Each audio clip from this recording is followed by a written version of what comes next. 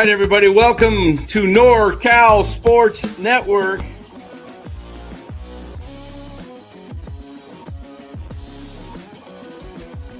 And this is the same hat that Brock Purdy's dad wears.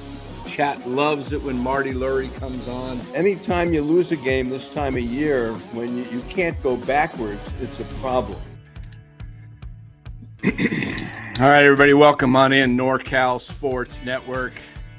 Giants get swept by the Florida Marlins, whatever they are, Miami Marlins. What the heck are they? Anyway, the Marlins sweep the Giants with a 12-5 victory today. Giants pitching was horrendous today. We'll get into all of it. We'll break down the game, the first half of this season, and we'll do it all before we let us thank our sponsor of the show, Chapman Law Group. Chapman Law Group, located in Marin, licensed in all of California, 415-613-9483. Give Chapman Law Group a call. Make sure you let them know NorCal Sports Network sent you. All right, everybody. We get the band done, and we welcome in Lou to the show. Rough game. Rough series, rough homestand. Giants win 3 and lose 6, I believe, on the homestand. All 5 night games the Giants lost, by the way. Tuesday, Wednesday this week, and 3 and 8 in their last 11. Yeah, 3 and 8.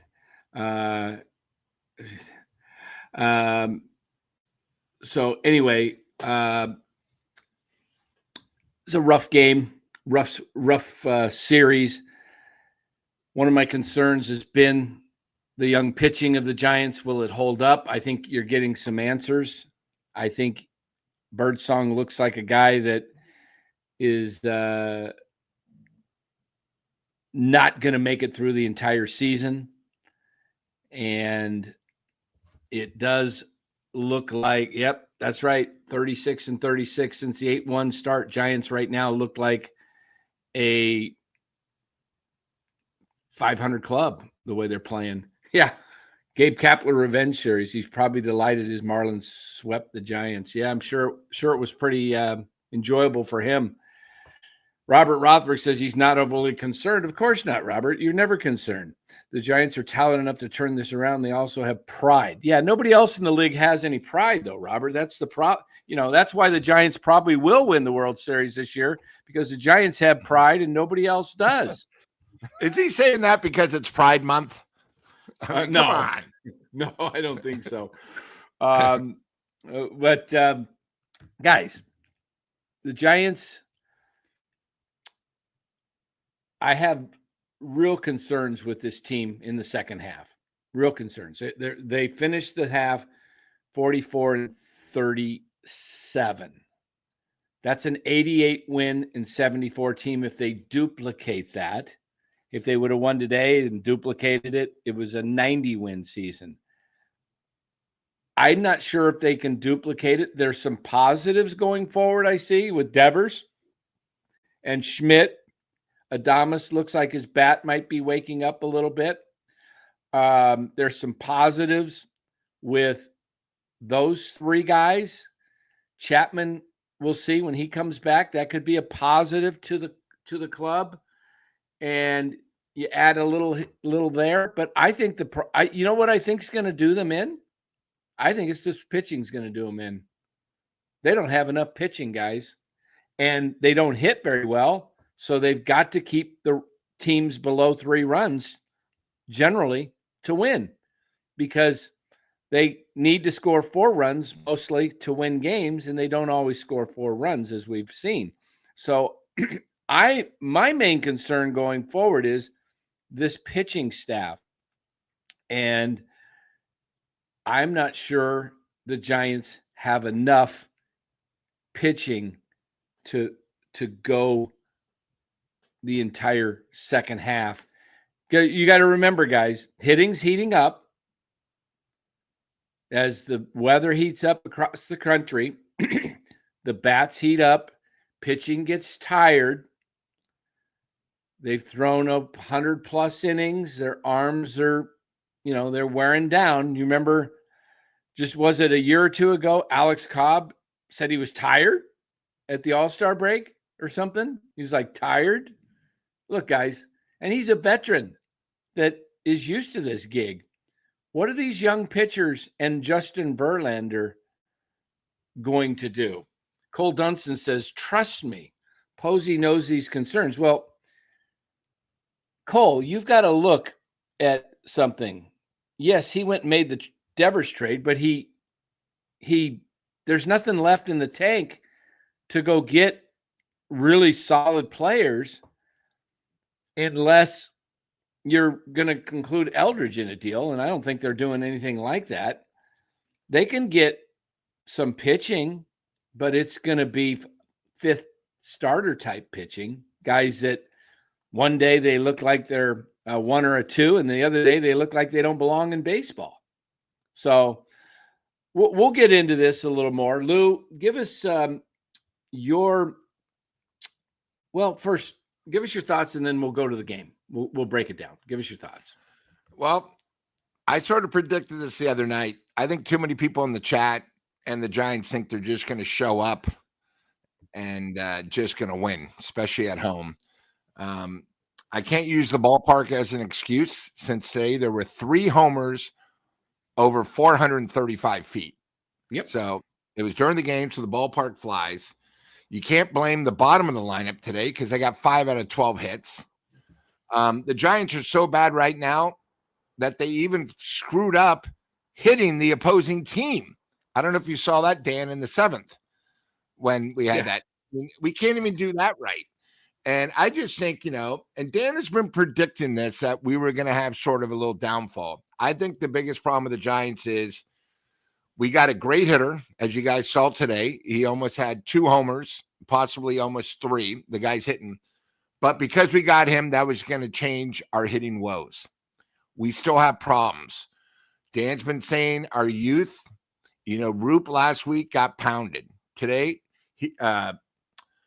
what's name got pounded? Birdsong. The other thing is, I don't like, again, I'm going to blame Melvin for this, but if you guys notice, the Giants were down 5-3. Koss came up, got a big hit to tie the game. That inning took 26 minutes. Why is he bringing Birdsong back in? Birdsong had nothing for the 5th.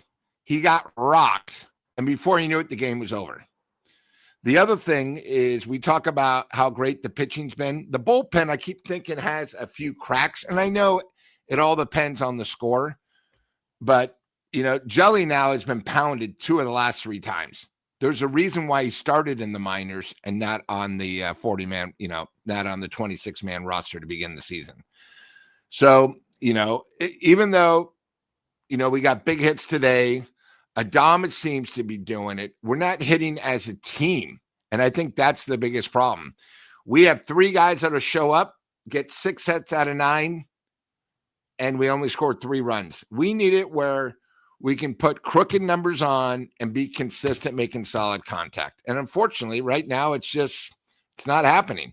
And, it's going to be a very tough road trip. If you remember, we're 1-10 against AL Central. So don't think after us getting swept by Miami, we're just going to go in Chicago and sweep them. It's going to become, a big situation. You got to remember, we lost with Webb last night. We lost with Birdsong today. When you lose with your ace, it's like 2 losses. And you can't have a homestand like this because I'm worried about one thing. Our next homestand, we have Philadelphia and the Dodgers. If they look ahead to the next homestand, they're going to go 1-8 on this road trip or 1-9. You can't. You got to take every game. The Giants hitting isn't good enough to look ahead. You got to look forward to that game and try to do your best. Yeah, it was a tough. Harrison got rocked today. What did he get rocked in Pawtucket with the Red Sox AAA team? I didn't. Not surprising. Yeah. Let's see. Yeah, he didn't get good enough to win today. Told you guys that last night. I even mentioned it last night. My fear is they're hitting's going to get better, but the pitching's going to suffer. Giants need to basically go on this road trip, get away from home, get away from the pressure of, Devers. Devers today, he came through. He looked good. But you go in and you got to just take series. You got to go in and play fundamentally sound baseball. Wow. That was in AAA, I take it, with the Pawtucket Red Sox. I think they're still in Pawtucket. Sounds right. Yeah. 4 innings pitched, 8 hits, 4 runs. Not good. Not good. Okay, thanks. Yeah. Wow. That's too bad for Kyle Harrison. But I mean, the Giants, kind of, unless Harrison really turns things around, they kind of fleeced Boston. They really didn't give up much. Jordan Hicks has not been. He got rocked the other day. I saw in his AAA rehab assignment too. I want to go over today's game and kind of just map this out here, looking at the lineup. All right, top of the lineup, Yaz went 0 for 4, 2 strikeouts. He took a called strike 3 right on the bottom edge of the corner, and then he argued with the ump. I think he might have been arguing over strike 2 called. Strike 2 was a little off the plate on the outside, and he was upset about that, and then he got rung up. But dude, come on.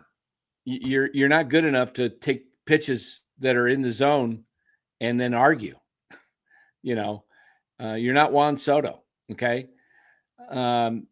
Devers had a big day, 3 for 4, drove in a run, hit a homer, two-run homer that he blasted to deep center over the bullpen. Ramos 0 for 5 today, 2 strikeouts.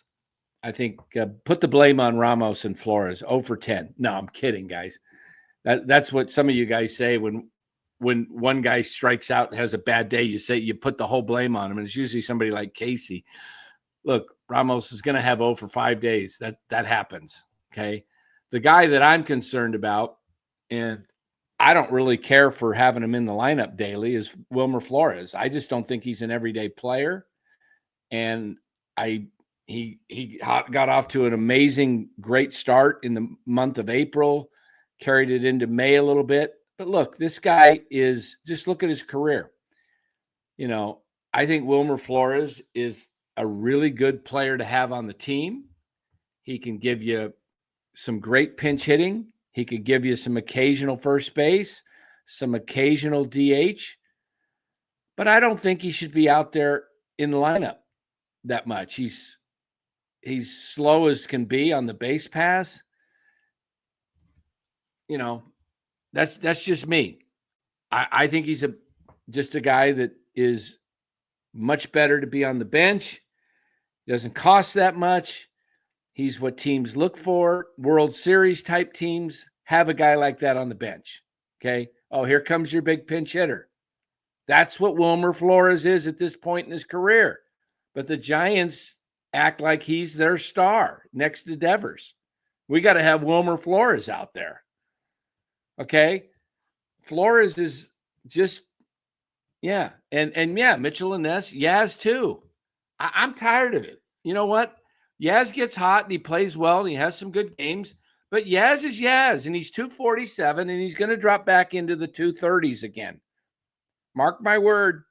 Mark my word. June 26th, he's hitting 247. He will be in the 230s at some point in this season. And I think he finishes in the 230s, if not the 220s. That's my take on Yaz. Okay. Adames was a bright spot today, 3 for 4. He's up to 215. Jung-Hoo Lee is hitting at 252. And I think Jung-Hoo Lee looks like a guy that feasted on crappy pitching in Korea. I think he just – how many Korean pitchers are in the major leagues? Anybody know? How many big league Korean pitchers? We see a lot of Japanese pitchers. Yeah, big difference. They're pretty good. Big difference. Where are all the Korean-born KBO pitchers in the big leagues? I don't see many. I know there's been some, but I mean, I don't see too many KBO pitchers coming over here to play in the major leagues. Big time difference between the KBO and the, what is it? The NPL. What is the Japanese? I can't even know the initials. Yeah. I think KBO is between AA and AAA. That's what they all said. Exactly. So we're getting what we thought. So NPB, thank you. Yeah, so thank you, Real. Yeah, so make sure you guys do hit that like button. We do appreciate it. So today, as we're breaking down the box score, Adames was 3 for 4. Koss, Koss is a guy that, and Wisely, they're interchangeable. Both went 2 for 4. Kinzer 1 for 3. Kinzer, whatever you want to call him, I'm not sure. Wisely and Koss, they're what I would call 4A type players. They're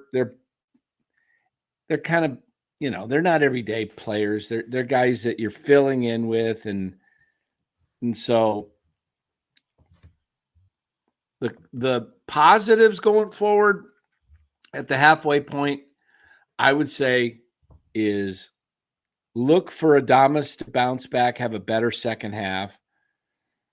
I look for Chapman to come back and at some point heat up. I think it's going to take him a couple of weeks of getting his timing down, seeing pitches again. I mean, you're looking at probably a 3-week absence, maybe 4 weeks for Chapman before he starts really, seeing live pitching.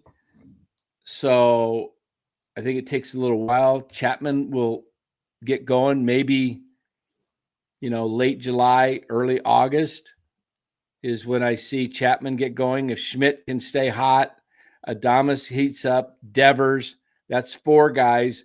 Ramos, that's a 5th guy. Now the problem becomes, what are the other 4? Who's the other 4 that are going to hit for you?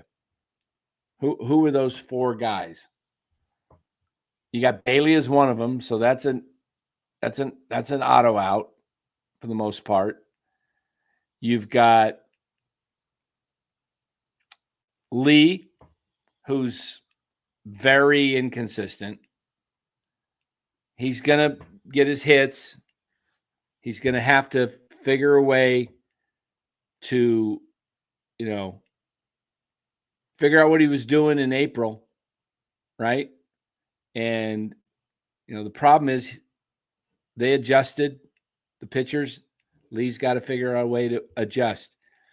So that's 2 guys that are not hitting in the lineup, Bailey and Lee. And then you got right field. To me, that's an issue. That's 3. And your 4th is probably going to be Flores. I think Flores does a little better if Chapman comes back and he's playing DH. Can we stop playing Wilmer against right-handed pitching at first base? What was wrong with Dom Smith while he was in there? They seem to be winning the majority of the games when Dom Smith was starting. Not that he's the end-all be-all. He's not the long-term answer. But again, I'd rather see Dom Smith coming in against right-handed pitching and have Flores come off the bench. So to me, those are my 4 concerns in the second half. The DH, if Devers is at first, okay, it's either DH or first base. Wherever Devers is not is a problem. Okay, that's one concern. Lee's a big concern. Bailey's the number 3 concern. And right field. Yes, those are my 4 big red flags on the offense. Okay. Those are the 4. Pitching, my concerns on the pitching staff are Verlander and Birdsong, and to some extent, I don't know about Roop, how he's going to hold up. It's kind of like 2.5 of the 5. Okay, I'll give 2.5. The bullpen, my concern is with guys like Jelly and Bivens to an extent, Eric Miller, and Duvall. Frankly, what I saw from Duvall the other night, that's just unacceptable. And it's not the first time he started giving up runs late. If he's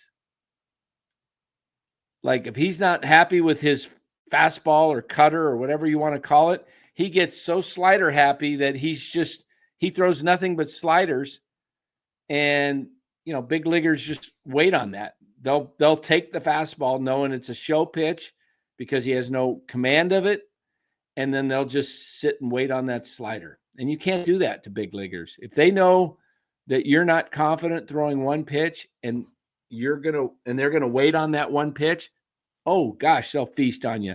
Just like, look what they did to Jelly today. Bang, bang, bang, bang. It's just like 4 hits after a row.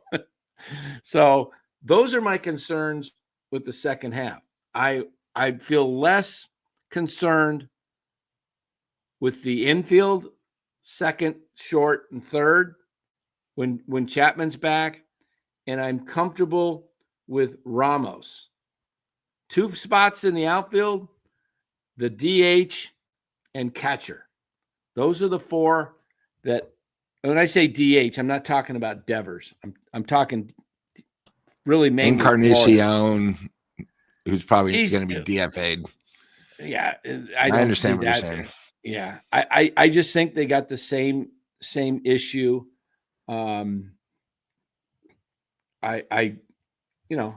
Look, I know some people love Wilmer Flores. I think he's a really good clutch type hitter. But I don't have a ton of confidence, that Wilmer is going to be this guy that just, maxes out on, like everybody, beginning, I never had him hitting 30 homers. Okay. I know you talked about it as your bold prediction. I don't think you really believed it, though. It was a bold prediction. It had to be bold. I had to go outside the box. Yeah. Maybe right. 20, that's what bold predictions are. I think my bold prediction was that Kyle Harrison was going to make the All-Star team. How did that go? Yeah, that was really bold for sure. So Dallas puts up a stat and says the Giants win 80% of their games when they score 5 runs. So that's a good sign. But if 2 pitchers get shelled, there is no shot. Need to tighten up the pitching.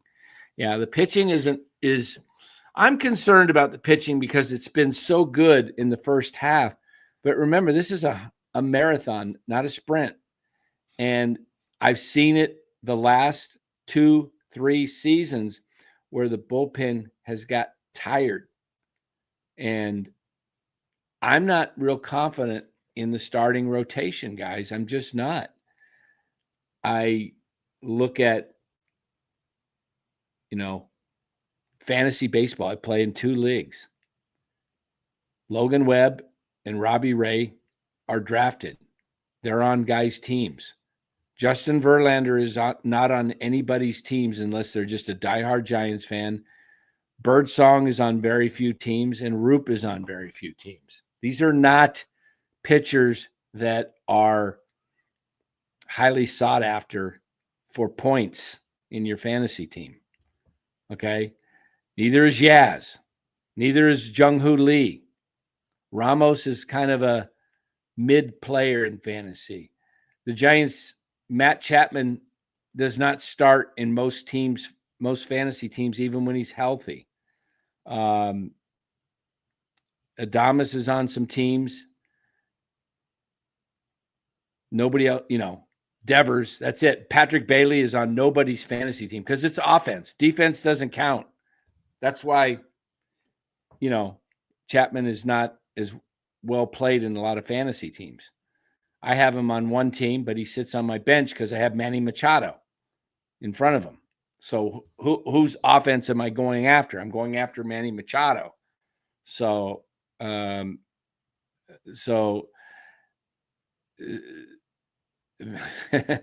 Desalora says, but fantasy isn't the measure for realism by any stretch of the imagination. Of course not. It's called fantasy. But the point is Giants players are not that valued as hitters. So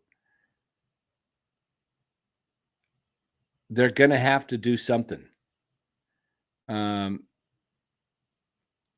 Dallas says he'd put Roop on the team. I like Roop. That's why I got him at 2.5. My biggest concern with Roop is not his stuff. It's his durability in the second half. So we can see with that if does he hold up? That it's just an innings limit. That's all I'm really concerned about is he's not stretched out to go that far. And we heard that last night from Cody. He hasn't been stretched out as much. So we'll see where that leads to in the second half. That's just a red flag. That's something that I'm just pointing out. So Lou, what's your thoughts on all this? Dan, as Glenn would say on the hot corner, and it's starting to come pretty clear to me, I'm still amazed how, with our offense being so bad, the second, third month of the season, we're actually 7 games over. And it's just a matter of time where with the same people not hitting, producing, and maybe our pitching not as good as maybe we're just a 500 team. As you said, we started 8-1. We're now 500. To me, somebody in the comment made a great point. It's amazing how weeks can turn everything around in baseball. We had the Sunday night game against the Dodgers. The day before we were game out. We're now 6.5. And it's not that we're 6.5. It feels more like we're like 10 out. You know what I mean? After Casey's grand slam, we were tied. Yeah. The Friday night game, we were tied for first place. And it seems like that was 2 months ago, just the way, our team's been. And, it's just one of the things. And, let me put it this way. Instead of us being excited and looking to the future, every game we're sort of complaining a lot. Either complaining about Melvin not doing his job, Matty Williams thinking, having a guy be thrown out by 30 feet instead of 50 is okay. Not sending the runner when we think he should. Certain players, if they don't come through every day, we're on them. Where, we shouldn't be like that. We've had a great first half. If you guys were to start the season, we said, hey, after 81 games, we're 7 over, we'd all be ecstatic. But the problem is his team is a big tease. They'll win 4 games, then they'll come back and lose 5. They lose 2 games horrible, then they come back, they went 13-1, 14-2. They're just so all over the place. And as we said, last night with Cody, is there's so many teams that are actually all around the same point, 5 to 7 games over. I just don't have faith in this team. I'm hoping I'm wrong, but the second half of the season is going to be pretty tough. We definitely have a problem where we can't score runs at night at our ballpark. Other teams can, the Giants just can't, and then during these day games, you can score 5 runs, get 11 hits, which is usually good, should be a win. But, we gave up 11 runs today on 14 hits, and this is Miami. This isn't like the Dodgers when they're going to come here, or Philly that hits, and I think the big thing about this going 3-8 is everybody else played tougher teams and have been losing. Like Arizona has been losing. They've now lost 2 of their players. They lost a pitcher and their leadoff hitter. San Diego is having problems scoring. So instead of us just playing 500 ball where maybe we pick up 2 or 3 games on them, everyone's gaining on us. And, we're sort of looking for scapegoats. And maybe the thing is our team just isn't as good as we maybe thought they were. Yeah, that is a very good possibility. Yep, exactly. And also it shows what happens. I miss Schmidt not playing today. We sort of take him for granted, but he was sort of someone that could, get the big hit. Without him today, and I said, I'm sorry, who's playing third? And Cos did a great job. He got 2 hits today, so I can't complain, but it's one game. If Schmidt say, I didn't see, I know the tests last night were negative, but if he's out, say, for the first 2 series of the road trip, we're going to miss him. We're going to miss his defense and his hitting because really he's been, one of the hottest hitters. So it's, somebody else is going to have to step up. Yeah. Hey, I'm going to bring in Dallas here to the, if he wants to come in, let me bring in the link here. I've got a few things I need to take care of that are going here. Well, hold on. What's going on here? I wish the Giants had the catcher, Agustin Ramirez. I have him on both my fantasy teams. I scouted that guy in the minors, saw that this guy was a masher. You saw with how hard he hits the ball, right? Oh, gosh.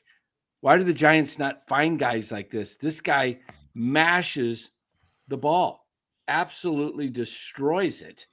And he's a his missing swing ingredient. It's a violent swing. Yeah, I like that.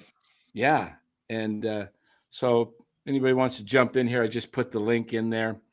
I got to make a phone call or let's see. Go ahead. I'm going to step out. Well, we'll wait. Let me just. Dan, I'm a little bit worried. Just, I think maybe the best thing is, and you brought this up, them going on the road. It's one of those things. And what's going to happen at the end of the season? We're gonna go back and say, God, Miami had a winning record against us. We went, only 4-2 against Colorado. These other teams go to Colorado and they sweep. Unfortunately, we don't. And it all comes back to haunt you when there's 7 teams competing, for 3 spots. Right. And I saw that Philly got swept by Houston. It was at Houston. Houston pitched great, and I think Philly only scored 4 runs. But you got to remember, they're not coming back here for 10 days. They'll have their offense shoes when they come here to Oracle. I just hope the Giants do. Yeah, exactly. We got a super chat from Justin Sutterfield. He says, Dodgers, Rockies, Giants get swept by Marlins. One's a World Series contender. The other's a wild card. At best, the great start got lots of false hope in San Francisco. Reality is San Francisco is still a lot better than we all thought. Yeah, that's good point, Justin. Thank you for the super chat. That's a great point. Look, the Giants have all been they've been in games. They've been, today was one of the games they kind of got blown out.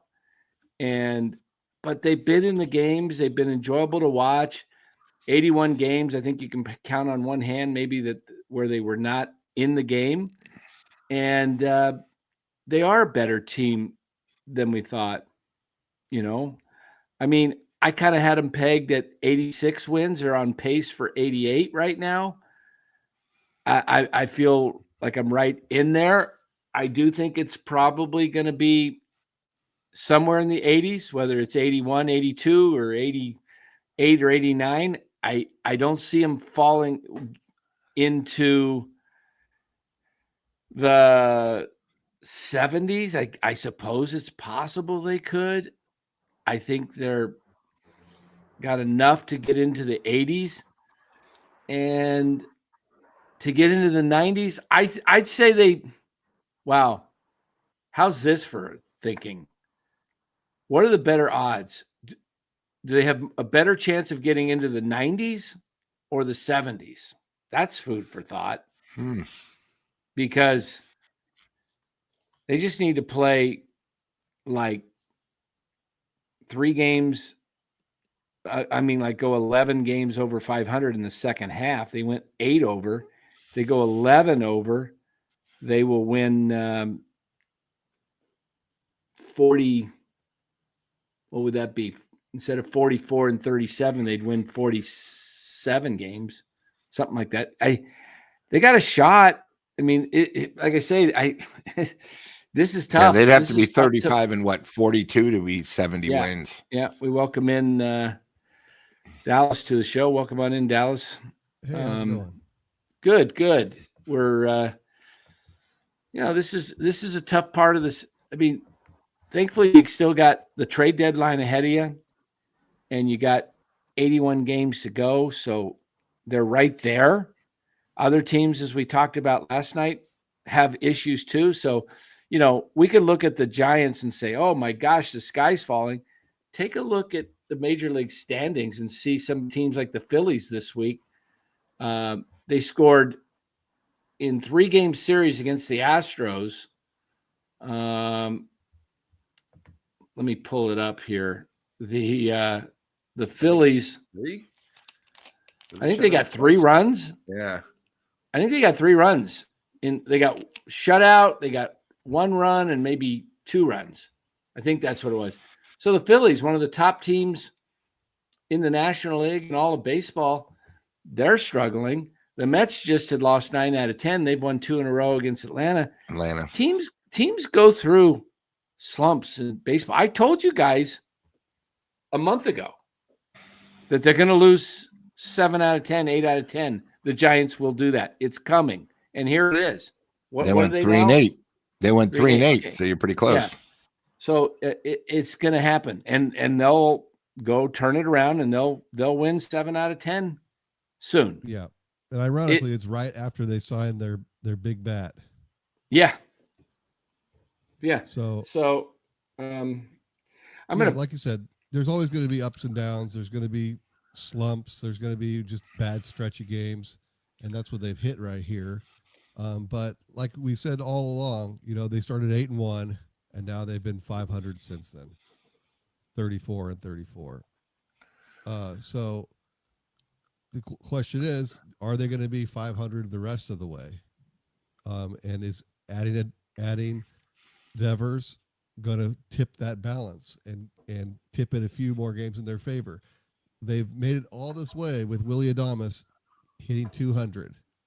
And now the last week or so, he's starting to show sparks of life. And if he can turn it on and have a good second half like he has done in the past, then that's a good sign for the Giants. I think everyone kind of predicted that the pitching was overachieving in the first half. I mean, it's hard to pitch that well. They were some of the best pitching in baseball. There's going to be rough patches with the pitching, and I think everyone knows that's going to happen. There's no way it goes all the way through and everyone just pitches great and throws a great game and gives up 2 runs. That's not going to happen. So they might need to reinforce their rotation a little bit, get some extra help in there because it's going to be a long road the next 81 games. And Dallas, one thing too is we don't get a day off. I think until the All-Star game. I mean, I think it's like done now. It's like we have another one of these, 14, 15 straight days. Yeah. So, we're going to need people to step up. Yeah, long haul. I agree. There's people in their bullpen leaking oil. There's people in the rotation leaking oil.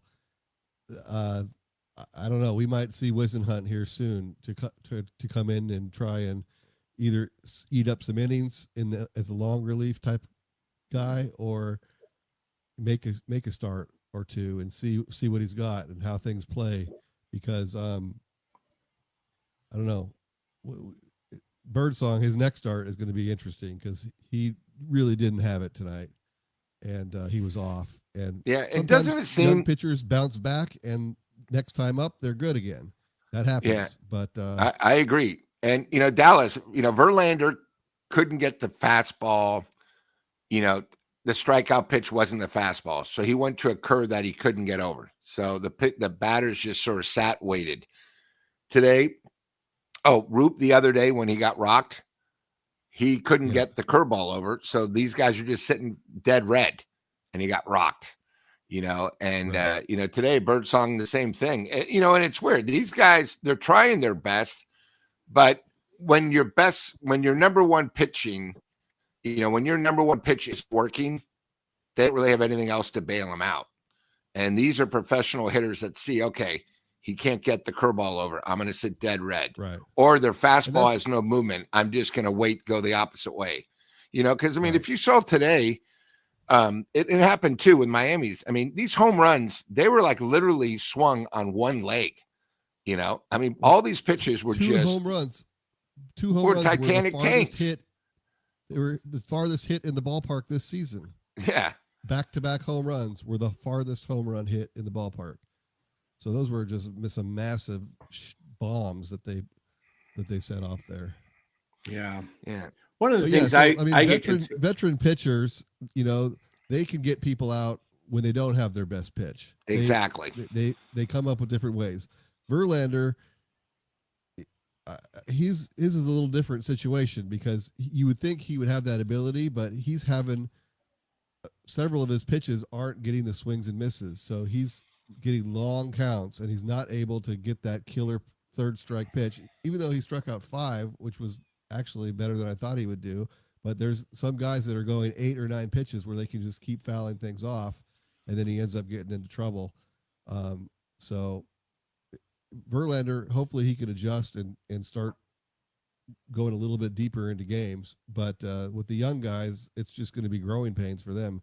Birdsong and Roop are going to have their bad outings, and they're going to have to learn how to pitch when they don't have their best pitch isn't working. The thing that concerns me a little bit more about Birdsong is composure.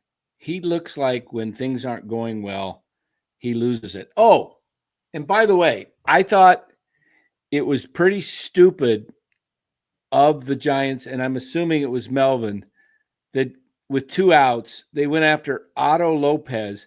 Look, you're on a losing streak. You don't need to do it in the very first inning. Get out of the first inning. Get this kid.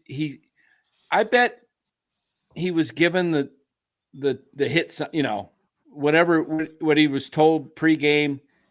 It looked like after he did that, he just unraveled. And that was not in the moment. I was happy. I was like, all right, send a message. Good job, Birdsong. Not the time Way to to do step it. up, kid. Yeah, do it when you have a lead.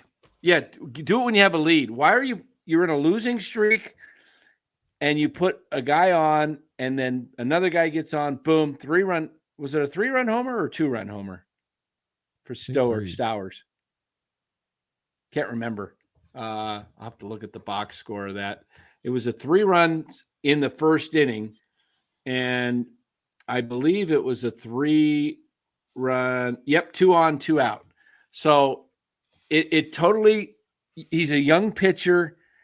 You don't put that on a young pitcher, and I know it was because I saw the press conference. A question asked Melvin. It was like, well, his first reaction was, well, we've got hit so many times. It wasn't like, no, we didn't do that, or he was off wild. No, that put Birdsong in a terrible position. Wait until I would have waited till you got a lead, and I would have had my relievers do it because you don't want it just would have made more sense to do it a little later. They were trying to send the message right away. Sure. But also, there was 2 outs. He handled the first 2 batters just fine. Yeah, but why Otto Lopez? It's a vote of confidence for Birdsong. You're going to come in here. You're going to step up for your teammates. You're going to send this message. And I thought it had the potential to kind of build confidence in him as a big leaguer. And it blew backfired big time. It ended up a bad decision. By the way, hit the guy. Don't graze him. Yeah. And the other I mean- thing is, I don't understand why Otto Lopez. Why not one of the guys that actually blasted one out of the park on you? Otto Lopez is, I mean, they don't have a ton of, there's no stars on the team. They've got just a lot of guys that hit, I just decently. thought you got your 2 outs. Now you can plunk this guy and then get out of the inning and with little damage. And that was the calculation. And that was the it didn't work. calculation. And it was like, okay, we're going to show them. And all it did is fire up the Marlins. The Marlins just turned it on him. And I'm shocked that the Giants got back into it when they were down 5-0. And again, Giants had a chance. Yaz came up, hit a soft, little lazy fly ball that wasn't deep enough to score the run, same as a couple nights earlier when they walked Devers because they didn't want to face him. Right. And then unfortunately, Ramos couldn't get the big hit. So, but I'm all for retaliation, but I would wait when you're sending a message, obviously, that makes it look like what you're doing. Everybody knew it was what it was for, and that was part of the intention. To me, I don't think Birdsong's the right guy for it. Personally, in hindsight, no. Yeah, but at the time, I kind of, in the moment, I approved of it. So. Yeah, if you get out of it, everybody's okay, good. But I personally think it's better get the lead, and then it's baseball. Anything can happen. Why you're not a juggernaut. You can't afford to give up. You can't afford to put base runners on. It's just not a team that scores a lot. So, but even then, they came back and they had some fight in them. They tied the game at 5, and I thought, okay, we're back in this. We're good. We're going to win this thing. And even after they gave up the next 3, when they were back down 8-3, I thought, all right, this is going to be a fight, but they still have it. And then in the 8th, it blew open, and I knew it was over. Yeah. So too many. You can tolerate one pitcher not having it, but when 2 pitchers just get shelled, you're not going to be able to sustain that, and that's what happened tonight. Yeah, and Dan and Dallas, I have a question. With Jelly getting pounded and having all these family problems, do you think maybe they should send him back down just so he can get his mind straight? Because, his couple times up there since the story has come out, he's gotten blasted. He's like batting practice. He just throws it up there and says, hit me. And didn't he have one good outing after that? He had one good in between. Yeah. But the first time, when it came out, he got shellacked. His ERA is now 6.89. So, just an idea. I do remember that. Pitching's tough enough. They're going to have a short leash with him. They don't want, because I don't know. It's a situation where they don't want to punish a guy because they're obviously kind of standing behind him by not sending him down and not benching him. So, I don't know. But if he's not cutting it, then it's going to be time to try somebody else because you've got other guys that can fill in that long man position. Yeah, I actually do remember this this deal here. It's in the 30-30 of him. Yeah. Well, it's a rough go, guys. You got a lot of things going with this team that have, in some ways, they overperformed. In other ways, they underperformed. It's kind of crazy. I think the pitching staff was a pleasant surprise.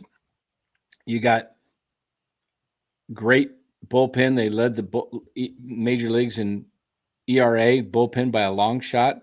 That got roughed up a little bit the last couple days, but they were excellent there.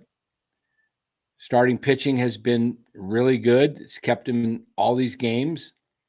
They've underachieved. It's in hitting, but this team is exactly right now, if you look at the team from after the 8-1 start, and yes, all those 9 games count. So we're not minimizing the start of the season, but since then, this team is exactly 500.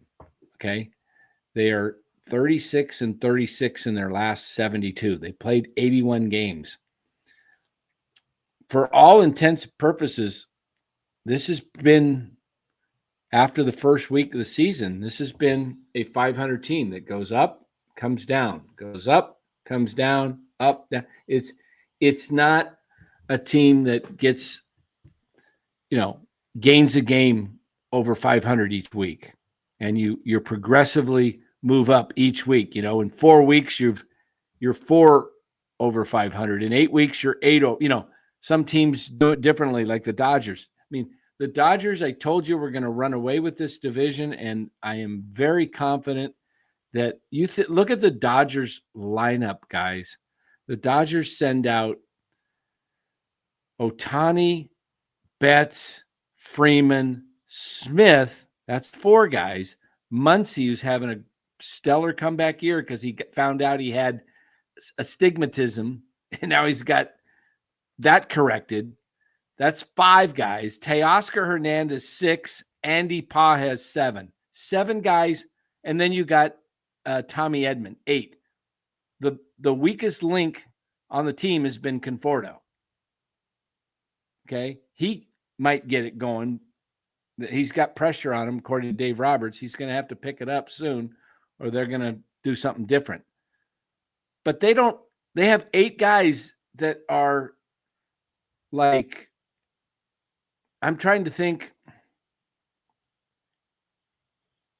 The Giants probably would have, in that particular lineup, they would maybe, Devers would be in there and Ramos would be in there. And I don't think any other Giants would start. I don't even know if Matt Chapman starts for him, because you're sitting Muncy, who's a better hitter. Or you're sitting, So, and then Blake Snell's going to come back in the second half, and Gonsolin is back. The Dodgers may win this division by 15 games. I would think the Giants will be at least 15 back of the Dodgers. They're halfway to the point, and they're 6.5. And the Dodgers haven't even got going yet, which is frustrating.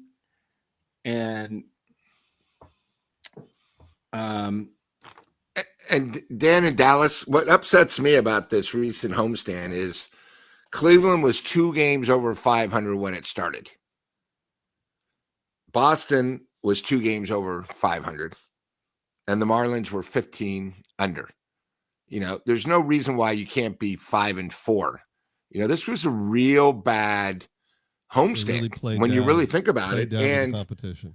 We played down, and the Red Sox, the games that we won, we were actually down. We came back. We got sort of lucky. Cleveland, were good games. And the Marlins, they sort of dominated us. Again, we're not hitting. The pitching was good. But, I think that's what's sort of scary, because, as Dan says, when you're home, you want to play 60% ball. And when you go on the road, you try to be close to 500. And, unfortunately, it was a tough, because I think too many times we went in saying, okay, 5-4 at least, but I think we can go 7-2. When it goes the other way and we go 2-7, it's a problem, and that leads to, us going on the road now. I think, going to Chicago, where they've been playing a little bit better. I don't think it's going to be easy. We then go, to Arizona, where Arizona sort of needs these games. And, obviously they play better at home offensively. And then I think it's going to be crazy up in Phoenix. I think, this might be like the A's. It's going to be like their World Series. Crowd's going to be crazy. 4th of July. It's going to be chaotic. And, it's going to be a tough road trip. And then, after that, we survive. We then come home and we have Philadelphia, and then we got the Dodgers. It's not like it gets any easier. So, this is a huge, huge road trip where we can't get buried, and then we can't come home, and then, it's, thank God, sort of the All-Star break is coming. Yeah. There goes Melvin again. There's a bold take. That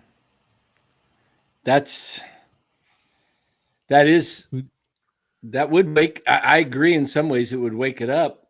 I just don't necessarily think, I can't see Buster doing that. No, well, who do you replace him with? And then that came up last night. If you think the team has not bought into what he's selling, if Melvin has lost the team, then you can make that move. And I don't think he's lost the team positively, but I don't think he has. So I don't think that would send the wrong message, because he's trying to bide his time and wait things out and wait for the offense to come around, and then get on a win streak. And if the Giants are 500 at the All-Star break, is he still employed? That's eight more losses, or 7. What are they? 44 and 37? Yeah, they're 7 games over right now. 7 over. That means you got to. I would say there's a possibility, because I think the Giants are putting a lot into this team. If they go on a swan song dive, it's not Melvin's fault that the hitters don't hit. True. So you can't really blame him for that. And then if they happen to just bomb out the rest of the first half and they go into the All-Star break at 500, that means the pitching collapsed. That means that we have a major problem in the rotation, which isn't Melvin's fault either. So I think he's safe either way. He makes it through to the end of the season.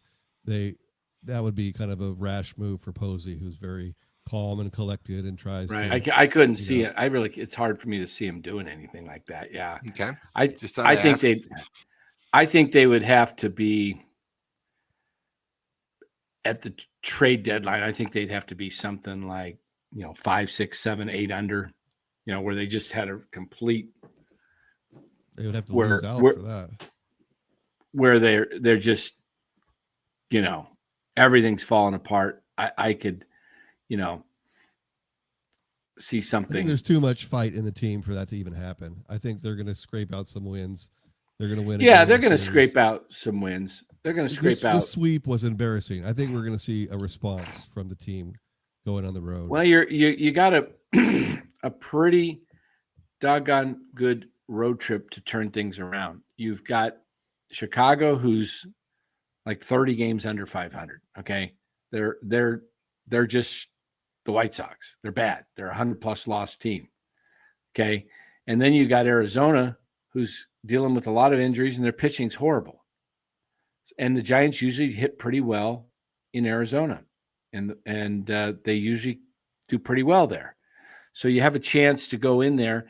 Giants just need to win 5 of the next 6 and then go into Sacramento and go in on a hot streak. And I think in Sacramento, I think the crowds will be lively.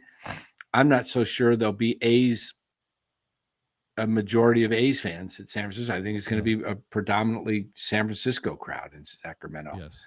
And so I think the Giants can go in there and take 2 of 3 there. I think the Giants can go 7-2 on this road trip and really turn their fortunes around. And then you go into the final games before the All-Star break with Philadelphia and LA. Crowds will be pumped up. There'll be, the weekend games against the Dodgers will all be sold out. The Phillies should draw 30,000+ for those games, and it'll be good. This is, if there's a turning point in the season, it's this road trip. Do I say they've got to win 7 out of 10 no. Even if they only did 5-4, they're still right in the thick of everything. But for mentally turning things around and making a statement as a team to themselves, to believe in themselves, they've got to go take care of business, because I do think it's a young team in many ways.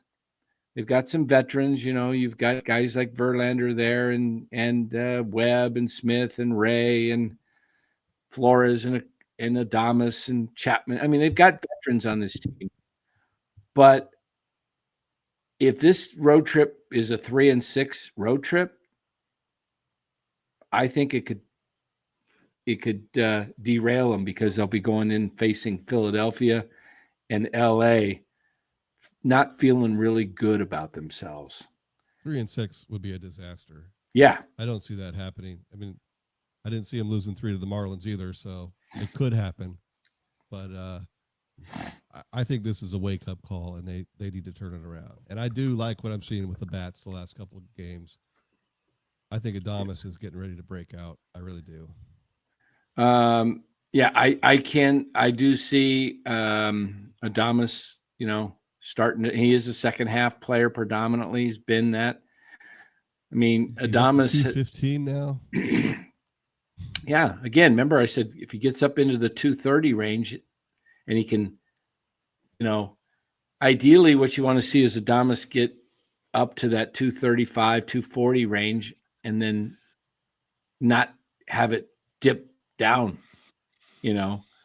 but he's getting some hits. He's hitting the ball harder, and Darren, since he's a second half player, can he give half of his contract back? Yeah, that would be it. Yeah, I'll just take the second half contract. That'd be funny. We want to sign you for the second half of the season.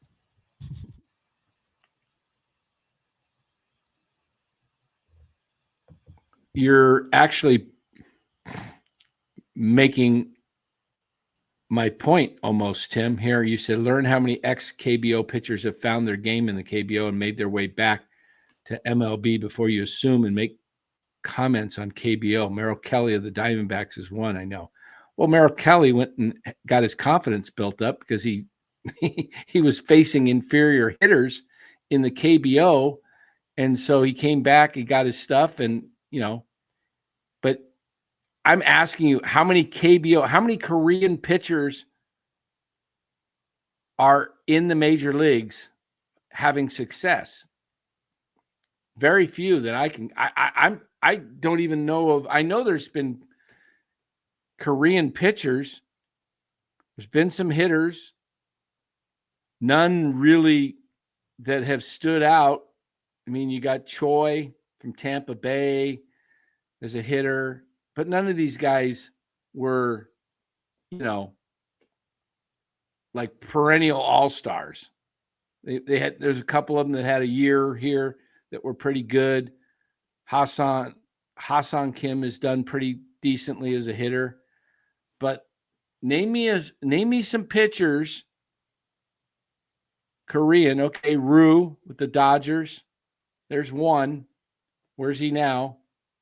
He's not even in baseball, is he? Isn't he the guy that got yeah, with the bifocals. Thanks for coming. Yeah. He played he always beat the Giants, not everybody else, but he was solid. Chan Ho Park, he was Korean. Okay, there's another. Not many though. Why are all these Japanese guys, the Dodgers got 3 of them. The Mets have Senga. The Cubs have Imanaga. The Padres have all of a sudden I just went blank. Hugh Darvish. There it is. Came back to me. And there's more. Kikuchi with the Angels. There's a lot of Japanese pitchers in the major leagues that are finding success. Why do we not see a lot of Korean pitchers? My point is, Jung-Hoo Lee feasted on inferior pitching. You can't deny that. And the book's out on him now. He played more than just, 30 games. No, Nick, Darvish is Japanese. So the point is Jung-Hoo Lee just a 250 to 265 hitter I think you can live with it if he hits 270 in that range, 275, and gets on base and can steal bases. All I expected from Lee this year was a 285 average. That's where I predicted him to be. Maybe he turns it around. He looked like at the beginning of the season a guy that's going to one day hit 300, but the league's adjusted to him, and it's now high heat, high hard ones. He doesn't seem to be able to get his bat turned around on that. His bat speed's not quick enough, and he's got to compensate. And he's not going the other way like he was. That's exactly what I was saying. Very happy. Yep, he's got to go the other way. He's got to wait on that pitch. Maybe he needs to step back and away from the box a little bit so he can slap them to left field when they're pitching. When you're in tight and it's high and up, you don't have your bat. You can't get the bat out there to barrel to lead it out into left field. But if you step back just a little bit from the box and then just go with that pitch and just drive it, he has the ability because he has great hand-eye coordination. So it might just be making an adjustment where he goes. You can also see that he has a lack of confidence now. He does not look like a happy camper when he's at the plate. And when without that confidence, without that little spark where he's not believing he can get a hit, and maybe like today when he hit that one down the line, maybe that kind of lights a fire under him and says, oh, okay, yeah, this is what it's like. I can get hits. So I think if he can string together a couple of good games, then he could be right back on track. Right. But right now, he's just in a funk. Yeah. And I'm not sure exactly the ideal spot for him in the lineup. It might be more like 7th because he doesn't have any power. I think that's down 7th or 8th. Might even be 9th down there. Might even be 9th. You might put him 9th because then you have that back-to-back kind of leadoff where I kind of like that actually. Because he's not going to drive in a ton of runs, but if he can get on base at the bottom of the order in front of whoever's leading off and then Devers, right? I do think, man, if they could find a legitimate guy that. This is what was so frustrating about Lamont Wade because he was so good before getting on base. He was a 400 on base guy, and that's why he was a leadoff guy. He'd take a lot of walks, and then he would get you decent hits at times. And I don't know what happened to Lamont Wade Jr., but he just fell off the planet this year, and he's not even doing well with the Angels. Lee is that guy. He just needs to do better. Yeah. Because he puts the ball in play. He's got a pretty good eye. He doesn't strike out a lot. He's got speed. I put him 9th I'd put him 9th right now. And then when Chapman comes back, if he starts hitting in the 9 spot, I'd move him up to 1. And then I'd go Chapman 2 and Devers 3 and Ramos 4. And, maybe that gets Yaz going. If you can put Yaz at 5. I mean, I'd almost prefer Dominic Smith at 5 playing first base, and then 6 Casey Schmidt, and then 7 Yaz, and then you didn't even 8 get Adames, but got Adames in there. Yeah, well, you could put Adames in there even at 4. I don't know. I don't want Chapman at 4. I like Ramos hitting behind Devers. I think I do too. That he's the one guy that makes you want to pitch to Devers. Right. This is why I would, and I think Chapman would benefit hitting in front of Devers because Chapman's got a really good eye and he's going to get better pitch selection because they're not going to want to be too like, the thing with Chapman is you can kind of play with him a lot because there's been nobody behind him and he chases pitches at times when he's pressing. But if he's got got Devers behind him, teams are not going to want to, put him on in front of Devers because Chapman's not only a base, good base runner, but he's liable, he's going to score on a double by Devers. So I think, and Chapman's hit pretty well in his career batting second. Where he has not hit well is 4, 5, 6. Those are his worst, or 3 through 5 really is Chapman's worst batting average, 3 through 5. But with the Giants, he's been, their centerpiece. Yep. I'm looking forward to having Chapman back with Schmidt and Chapman in the lineup. It is a lot. It's a lot. The length is a lot longer on that. It changes it. It definitely changes it. We haven't seen the best of the Giants as far as what they can throw out there in terms of a lineup with Chapman out and Schmidt again out right now. Hopefully he's back in there tomorrow. My guess is any word on that with Schmidt? Yeah, I know it was negative. CT scan was negative too, which is good. So that gives you a much clearer image than an X-ray. Nothing. I heard that it's broken. It's pretty swollen. It's probably a bruise, and that could take time. It's going to be probably a pain tolerance thing with him for a while till that bruise heals. My guess is him knowing that it's just, a bruise and there's nothing fractured. It gives him a little more confidence that, hey, I'm not going to hurt myself. Right. I have a question because we didn't see him bat after. Obviously, he was pounding the mitt, feeling his hand out. Is it going to affect his batting? Oh, sure. Because we didn't see it last night. He got pinch hit for. It's his left hand. Yeah, because it was so painful he wasn't going to be able to grip it and swing it. It's just a matter of get the swelling out of there. They might even give him a little steroid injection possibly in there, to reduce the inflammation. It's good we'll news, see. Though. No IL. So why do I bring? Okay, somebody's in the chat who knows what they're saying here. I don't know.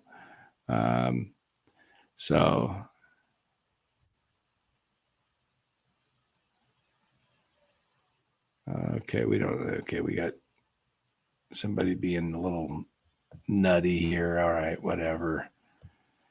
It was Tim. He gave a comment about the KBO. Now he wants to know your background. And one of the guys stood up for you and said, "Hey, it's his podcast. He can say whatever he wants." And he goes, "I need to know, all right, whatever." What's my background to judge major league player online? I'm a fan. It's an eye test. I played ball through high school. Was a pretty good baseball player.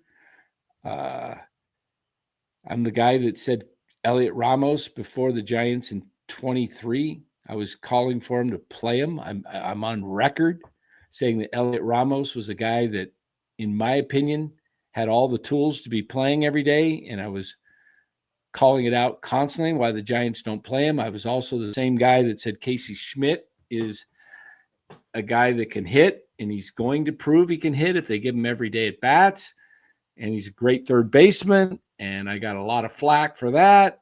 So I think, been pretty good with that. Go into it, Dan. They don't have to stay in here. They can just click the X and be gone. You can just be gone. If you don't like what you're hearing. I'm also the same guy that said the Giants would be 500 teams the last 2 years. When everybody else was saying the Giants were a playoff team at me, yelling at me last year. Look, I'm not right all the time, but Tim Smith, that is a fake name. I'm sure it is. It's probably Giovanni now. Even Marty Lurie had to admit you were right. And Marty doesn't admit anybody's right. On his show, he goes, "It's your guy, Dan. You've been saying it for I don't know how long, but your guy has earned the respect of me, and he earns playing time." Look, I'm no scout. Scouts make mistakes. Front offices make mistakes. If you got every guy you said was going to be good right, you'd be, you'd own baseball.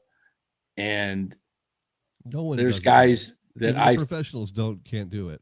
Right. Exactly. There's mistakes made every single season on every single team. Yeah. So It's just not an exact science.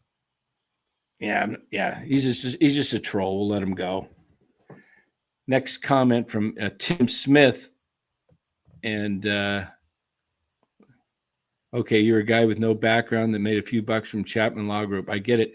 Hey, you know what, Tim Smith? See ya. Take a hike, clown. Nice knowing you. Come back under a different name. I just banned him. All right. Why did he start the Tim Smith Sports Network? If Yeah, he's the Tim so good at it? the Tim Smith show. Yeah, grab some pine meat, Timmy. Grab some pine meat. Tim Smith, background, banned. There we go. Aloha Smith. There you go. Ejected. Get out of here, Timmy. You find your way back in here, I'll ban you for good.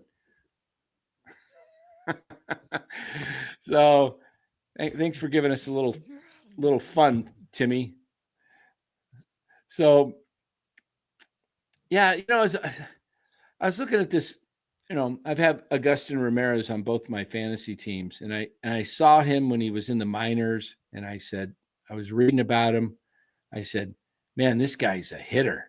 I'm gonna grab him before, you have an NA slot, which is not on your roster, but it's kind of like a minor league spot. And then the Marlins called him up after I picked him up. And I'm thinking to myself, he came from the Yankees in a trade.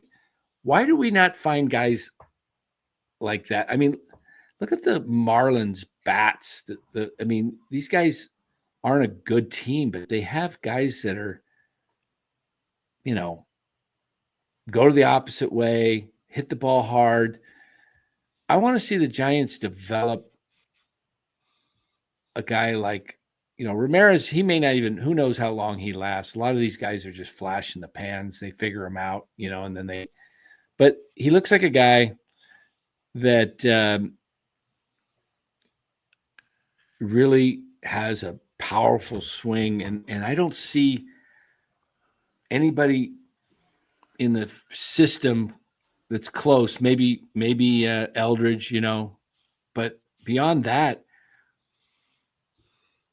it's just odd. But, you look at it, the Giants' probably best hitters besides Devers is definitely Ramos, and Schmidt's showing he's up there and he hits the ball super hard. Schmidt and Ramos have two of the guys that really have a powerful swing, make loud contact, hit the ball with authority. Chapman's another one. But Matos comes up here. He'll have some really hard hit balls, and then he'll just kind of have these weak grounders to short where he just kind of rolls them over constantly. And then he's, he does that. And then it's like the Giants are like, okay, see you, Luis. Nice to know you. And he can't get into that groove. Why don't the Giants just let Luis Matos play? Because I see talent there, but I don't know if it's ever going to be, released or unleashed because he doesn't get a run. Why don't the Giants just give this guy a run for 20, 25 games? Not going to hurt the team. He's not going to hurt the team like any more than what Yaz is doing or Lee. So why don't they think outside the box and think, wait, this guy's 23, 24. Ramos is like 25. Schmidt's like 26. Wait a minute. These guys have been in our system. Why aren't we just giving these guys a shot? And especially with him playing so well in AAA right now. I right. really agree with you about finding a spot for him. Bring him up. Let him play one game for Lee a week, 2 games for Yaz a week.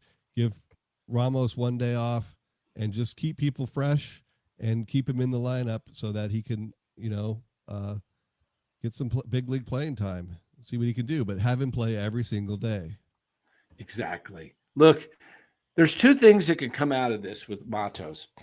One, you get an answer on him, a little bit more of a clearer picture. He's got one option or maybe none left after next year. Is he out of options now, or has he got I one think left? he's out. I Okay, think he's so done. next year Next year he's he in either the has to make the opening day roster or he's gone. Yeah. He's in the Joey Bart situation next year. Yes, okay, I believe so. and so what you're ended up doing is you've just ruined his trade value by taking his last option. I thought he had one more, but I'm not sure. So here's the benefit of playing Ramos for 25 games. You find out, is he part of the Giants' future? And if he is, if all of a sudden you say, wow, we've discovered lightning in a bottle, he's right under our nose. We got we got Luis Matos. The other thing is if he's good, he's a trade chip. He's an asset. You make him into an asset. Right now, he's not an asset to you.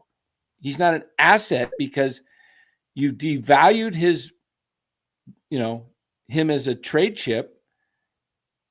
If you try to trade him in a deal, you're not going to get what you could get if you see him in the majors.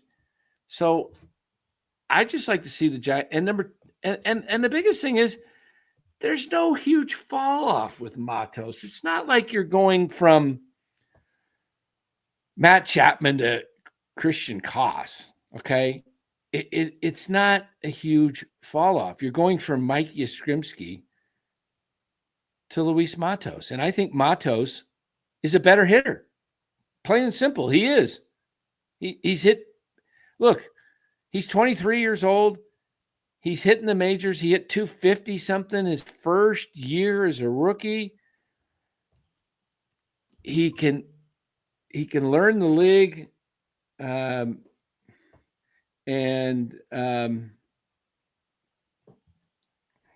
on. Philip, let me know if that's better. Yes.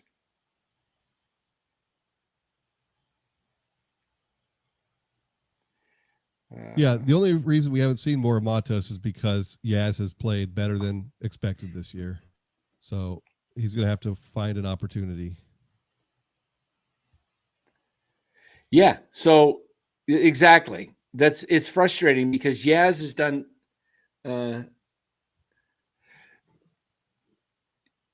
he's been one of the surprises. So you can't really say, hey, you're one of our three best players. We're not going to play you to try to get somebody up.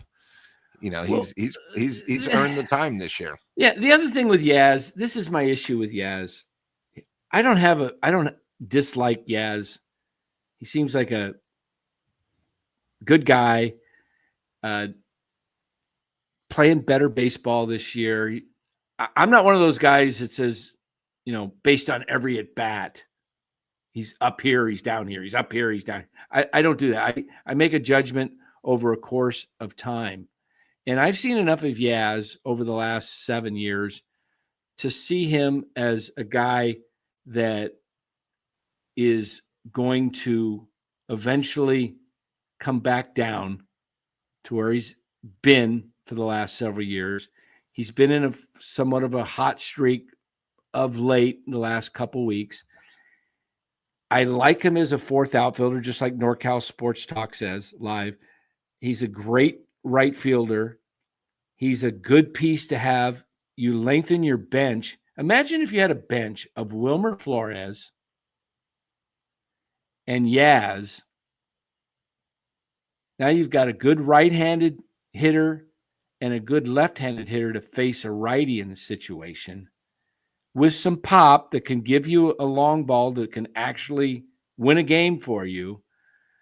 And you can go out and substitute with a lead in the 8th inning on, and you just put him out there and you feel very comfortable. It's not like you're banishing Yaz. I'm not asking to banish Yaz.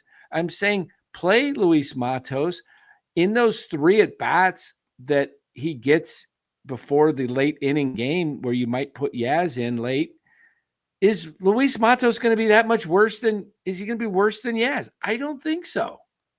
I think it's an upgrade. But also, Yaz is probably not going to be here next year. That's another thing. You want to figure out what you have in Matos. So do you have something right now, or do you have to go out and spend $200 million in the offseason? Yeah, You have gotta to know your determine future. that right now. You got Right. 81 more games. Right. This is, this has been my biggest struggle with the team, frankly, over the last couple of years is the direction. I do like where the Giants are at. I've accepted the fact they have Matt Chapman.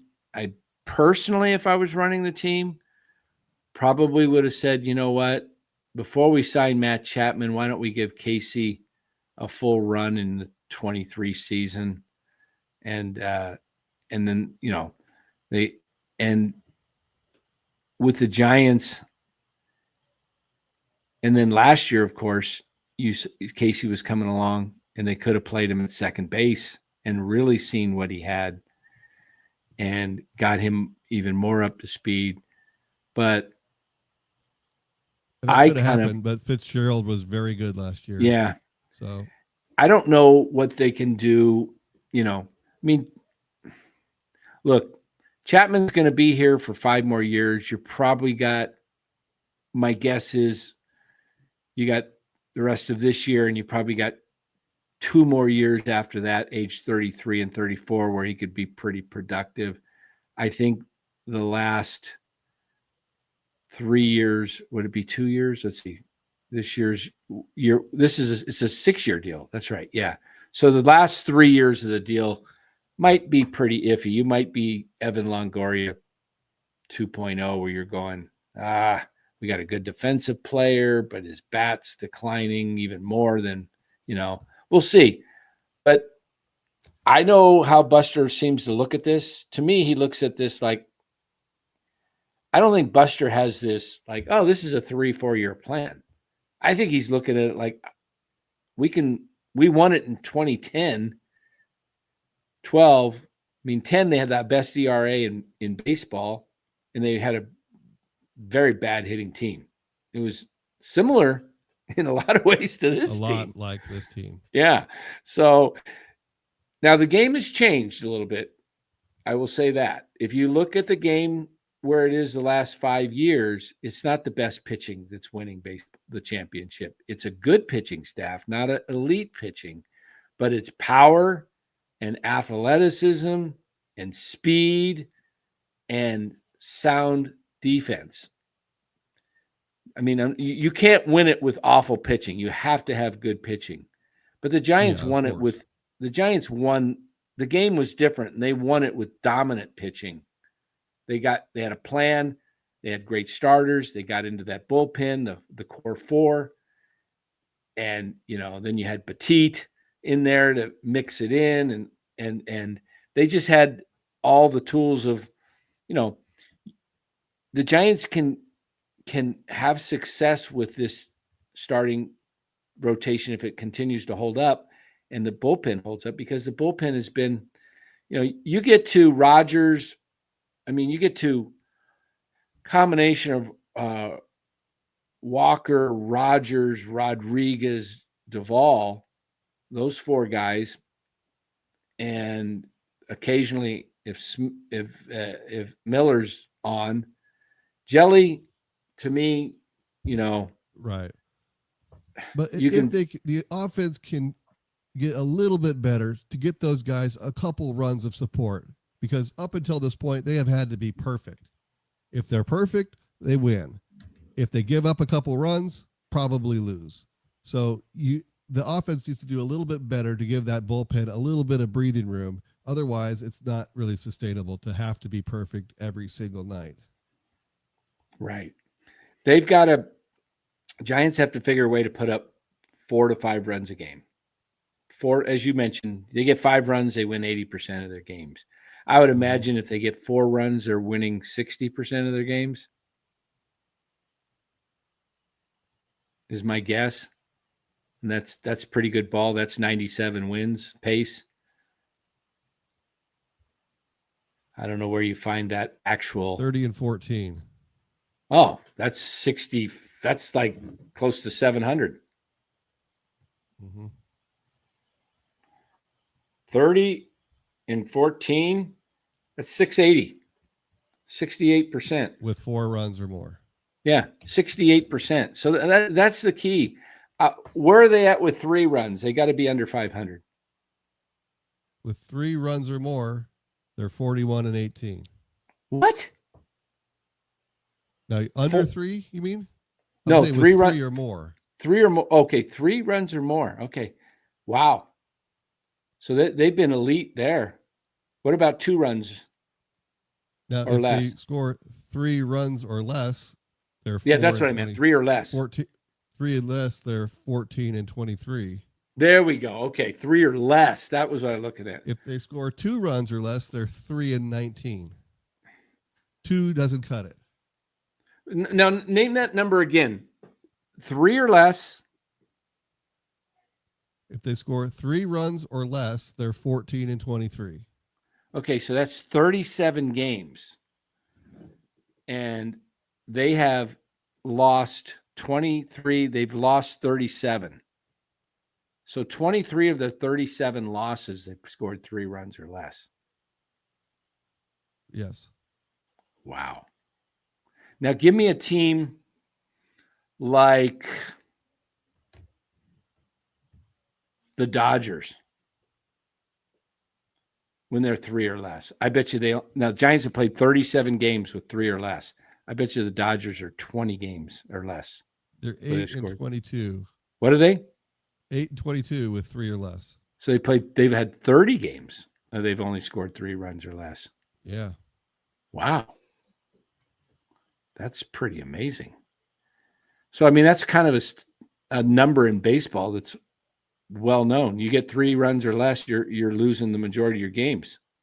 You get 4 runs, or what are the Giants' 4 runs or less? 4 runs or less.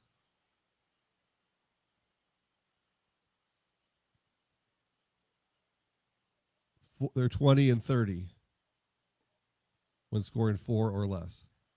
They've had 50 of their games where they've scored 4 runs or less. Correct. Yes. 50 out of 81. No wonder. I was watching a game last night. They usually don't score 4. It's usually. Oh my gosh. No, what are the Dodgers' 4 runs or less? Got to be around 30. Giants are 50. 11-26.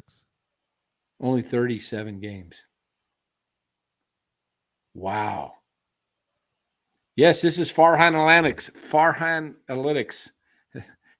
I got a text from Aaron the other night. He said, I think it was last night's game. Maybe it was the night before. It might have been one of the last 2 night games. Is like, feel like I've watched this like 30 times at least this year. It's like the same 1-0, 2-0 ball game in the 5th, 6th inning. Giants are a tease. They're a tease. Well, Nothing you can do. Well, tomorrow's another game. That's tomorrow's what's another good about day. baseball. We'll get back at it tomorrow, guys. And tomorrow the Giants are facing the White Sox. And start time for that game is, let's see, that is 4:40 our time, 4:40. And then Saturday, 1:10. Sunday morning, 11:10. And then you got 4 games after that in Arizona, 6:40. And then 3 night games up in Sacramento at 7:05. So that means for the next 3 nights, we're going to be coming to you at roughly 8 o'clock. Maybe, we'll come on, maybe Friday night. Do we want to come on at 7:30? I don't know. It might be a little early for the Friday night crowd. Game's going to be over by 7:30 our time. Probably end around 7:15, 7:30. We'll make that judgment. Just keep your notifications bell on, and then you'll get notified when we're going live. It'll either be 7:30 tomorrow night or 8. And then Saturday we'll probably do similar, probably do an 8 o'clock weekdays or weekends don't do too well in the afternoon. People are busy. And then Sunday, we've got the hot corner Sunday night. And then all of next week in Arizona will be coming on probably about 9:15, 9:30. So all 4 games in Arizona, unfortunately, or 3 games. No, 4 starting Monday night. I would be going to 1 or 2 of those games, but with recent back surgery and hip surgery, I really don't want to walk around 30,000 people and get someone bump into me and I get knocked off my feet, kind of lose my balance. So I think I'll stay home, watch them all on TV, and looking for this road trip. This is, to me, this is the road trip that is defining for the San Francisco Giants. You're starting the second half tomorrow, literally. Forget the real second half, they always is after the All-Star break, which is still, 2.5 weeks away. But this is the actual halfway turn. I think the Giants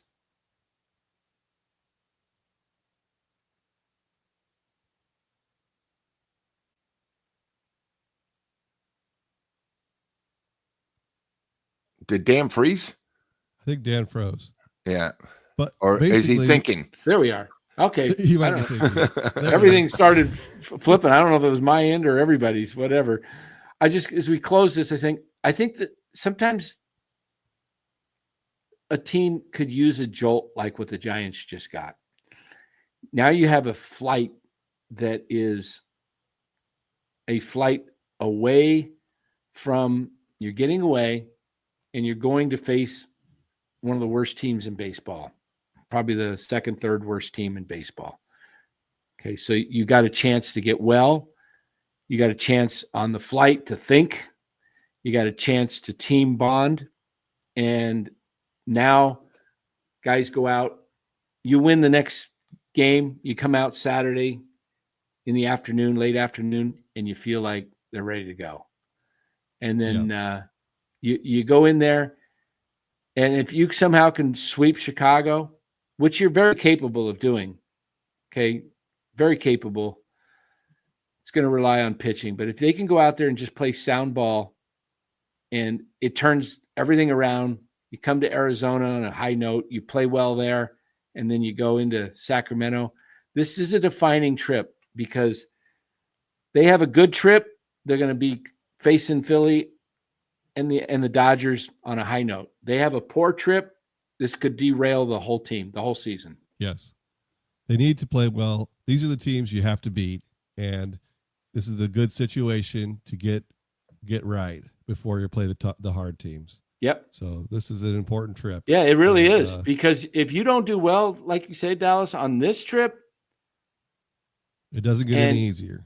It's going to get tougher, and yeah, you have to play well on this trip. So I think they're capable. I'm not going to throw in the towel. I have some concerns, but this is the time to get right. Sports in general is 90% mental.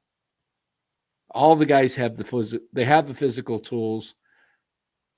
They just need to mentally wash this homestand away. Go enjoy the camaraderie. They say it's a tight-knit group. You actually have more time to spend on the road together than you do at home, because at home you're with your families and you come into your work, and but the road, most teams that are tight, they bond well on the road. I've heard this team is very tight. So that's the word I get, and I can see it. Adames, Devers, 2 guys from the Dominican. They're, friends. Adames, if I'll tell you something to go watch, guys. You want to go watch something? Let me give you. Let me see if I can go to. I got to find it here. 1 second. I just watched it yesterday. Let me just I sent it in an email to somebody and I got to find it. It's okay.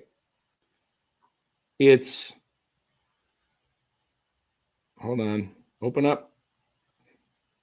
It was filmed this spring in Scottsdale, and you go to YouTube and just type in Willie Adames. It's a really cool feature on Willie, and it shows him in spring training. Starts off at his home in Arizona, and you really get to know Willie in a personal way. And the title of it, let me see if I can show it to you. Let me get a better picture of it. There it is. Okay, I can't read it upside down, but go to YouTube and watch that. That's a photo of him right there in his house. It's about 30 minutes long. It's a doc, and he's mic'd up, and you see him in spring training and walking around. And then there's a couple other ones. There's one on Casey Schmidt that when he first came up. There's some cool stuff the Giants have put out. So do you want to get to know some of these guys away from the? I'll just say this when I watch this: is man, you really can't help but root for this guy. He's had a struggle, and yeah, he's making a lot of money, but he seems like a really good guy. So I would encourage you guys. I think he's about to get really hot. I really do. I think he's going to turn it on here on this road trip. Watch it happen. So yeah, I mean, and again, and I say this, I've got a lot of clips from guys that I interviewed when I was in the clubhouse a little over 2 years ago in the 23 spring training. And, you don't get to know somebody's personally, you don't know what's going on in their lives, but from everybody I talked to, and it's a good group of guys. It really is. And so, it's frustrating when they're not playing well, but again, we mentioned the thing about Ketel Marte last night. These guys are human beings, just to give you guys a little bit of one more close here before we end this for good. I'm a huge Giants fan. Okay, guys, I've been a Giants fan since 1968 when Bobby Bonds came up his first game and hit a grand slam against the Dodgers. And, I had two older brothers who were Giants fans, especially my oldest brother. So he was like in 1968, he was 11. Okay. So I was like 7 and I started, I learned baseball at a really young age and started playing it at 5 or 6. And, but I've been a Giants fan for 55 years. I never thought I'd see them win a World Series because of the disappointment of 2002. I thought, gosh, are we ever going to get one? Getting there in 89, it was like, oh, they finally make it. And what earthquake? It just basically took the life out of the whole series. It was like just empty after that. And then 2002, it was just, oh my gosh. So then when they get to 3 and 10, 12 and 14, it's like unreal. The Giants won the World Series. I can't believe it. And then they get 2 more after they got the first one was shocking. So when the Giants lose or win right now, yeah, I enjoy it when they win. But, some of you guys get so upset in the chat and you're just so angry at every player's strikeout. I mean, guys strike out. Got news for you. They strike out a lot, especially in today's game. But I don't get that worked up when the Giants lose. And, I do this show. I'm a fan. I don't get all over the top emotionally when they win. I don't know if that just comes because I'm in my 60s now and I'm just kind of like, I got a full life, I've got a wife and kids and grandkids, but I don't get, and I got bake that dough cookies to keep me going, gives me energy. No, I just, when the Giants win, enjoy it when they lose. Don't flip out. Because when I was in my teens and in my 20s, even into my 30s, I let the Giants I had a good day if the Giants won, and I had a bad day if the Giants lost. So for 6 months, 50% of the time, I was pretty pissed off, and Sure. it just, Well, also, I know you've been through a lot of them. I've been through a lot of them. Years where they were bad teams, and this is not a bad team. So any season where I think at the big start of the game they got a good chance to win, then I'll take that. yeah. So at least they're competitive this year, which is great Yeah. because Hey, it's a lot harder when it's rough. Yeah. Like the last couple of years, it was hard to watch because they were just, you knew they weren't going anywhere. This year, it's fun. They're in the games. And, like most NFL games come down to the last 5 minutes. The Giants games almost all year have come down to the end, seventh, eighth, ninth inning. They've been in all these games. So I'm enjoying it, but I thought I'd just pass that along. Don't get too worked up, guys. If, it's just enjoy the game. It's entertainment. When you look at it as that, it's entertainment. And if you're getting entertained, even though they're not that entertaining, at least the game is still in doubt. So it's kind of fun. So hopefully they improve and they start really putting it together. And I think, the second half, you never know. The Giants were down in 2010, didn't even look like they'd make the playoffs. Padres were pulling away from them. The Giants catch them, and then they catch them the last week of the season and take the division. And then who knows? Maybe we get that magical playoff this year, and I'll be excited when it comes to the playoffs. But for 162, and I think Lou feels the same way. He's been around a while, and he's got his championships he thought the Giants would never get. And you know what? Dan in Dallas, I'll just say one thing. I suffered, and I think Dan suffered being a Giants fan. In '89, I was at the World Series when the earthquake hit. In 1987, I had a ticket to come to Candlestick for game 163 against Atlanta. Had a ticket all set up, didn't happen. And when you get to 2010, it was the only time I've ever been in a bar where I saw grown men cry. Yeah. Because everyone were actually real Giants fans. The emotions came out and you felt something, Now, guys, I've been married, which was, a huge thrill for me. I've been in love, which was a huge thrill. But baseball, being a Giants fan, it was a different level. And, I never thought we'd win one in my lifetime. And I think a lot of people said that. We won 3 and 5. So, all we want right now, and, this year, if we don't make the playoffs, at least we have a future set up. We actually have a superstar since Bonds that we can really look forward to. We all talk about Webb being a Cy Young, but it's different when you have an offensive player. This guy is going to get used to our system. He's going to go on a streak where he's going to carry the team. And it's not like we have him right now for rental.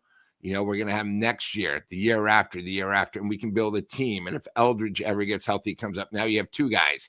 And then these guys hit. Before you know it, we're like, the Dodgers a little bit, where we're actually getting close to them instead of us being, the stepchild.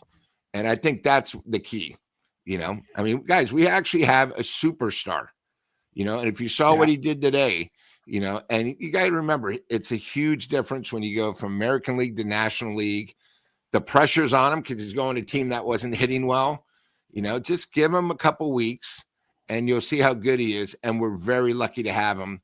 And as you guys found out tonight, the 2 main guys we gave up are in AAA getting shellacked. So I just wanted to bring that up.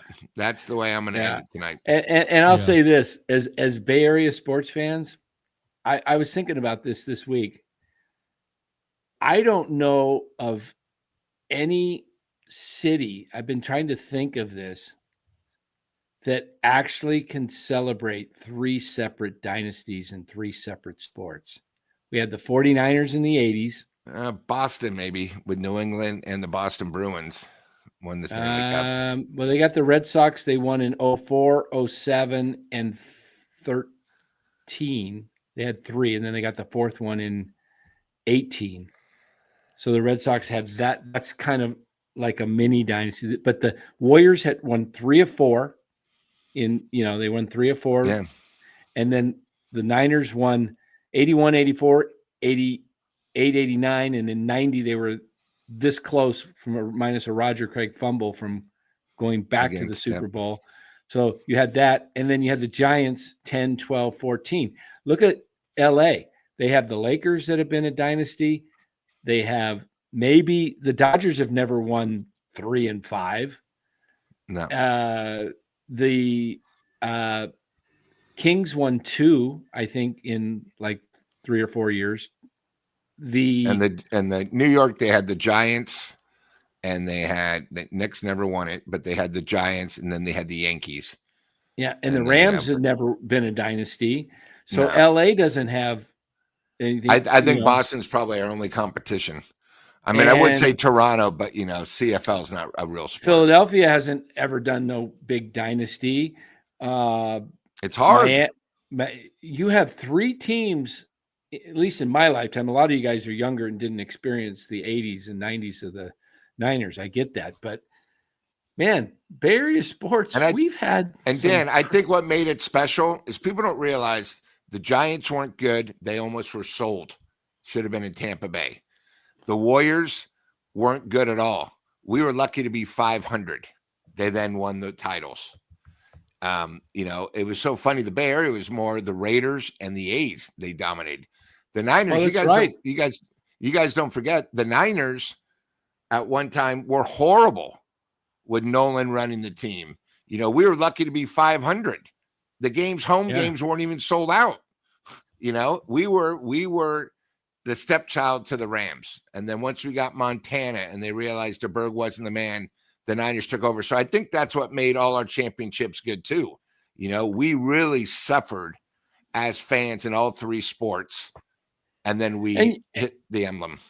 And you could argue that the Bay Area has had the greatest football player to ever play the game in Jerry Rice. Many people consider him 1, 2, right there, Joe Montana.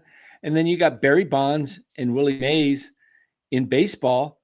And you got Steph Curry in basketball, who, not number 1 all time in the NBA, but he's definitely in the talks of top 10. I argue that he's real close to the top 5. So we've had some superstars. Yeah, we've had, the Bay Area for, what it is. And Aaron put out the A's won 3 in a row in the 70s. Yeah. So this has been a championship area, and the Giants were really the last team in the Bay Area, not counting hockey, to win a world championship. And that's why you said, you saw grown men cry. The Giants really, before the 49ers really ever got going in the 80s, this was a Giants town. San Francisco is you still see a lot of orange and black. I will say that except when the Niners are playing, when the Giants are playing, see Aaron. Orange and black. You don't see the red and gold. It is a Giants town because most of the Niner fans are burbs, Yes. So It's just one of the things. This is a Giants town. It really is. Look at the parade differences. When the Giants were in the parade, it was ridiculous. And this is a Giants town. This is a Giants town. People, I remember I was 27 when the Giants won their first National League pennant in 89, when, Hank Greenwald said, how many years? 27 years of frustration, or whatever it was. Yeah. Mm-hmm. Robbie Thompson, grounded to Robbie Thompson. I broke down, man. I was like, I couldn't believe it, man. To Will, and Will did this. Yeah. I was there. And I was like, we're going to the World Series. I was so pumped up. And then I was so fired up for game 3. I knew we were going to win game 3. You know, we're down 2-0 to the A's, and then the earthquake happens, and it's like, just if they would have had power, they would have played it because it was so safe there.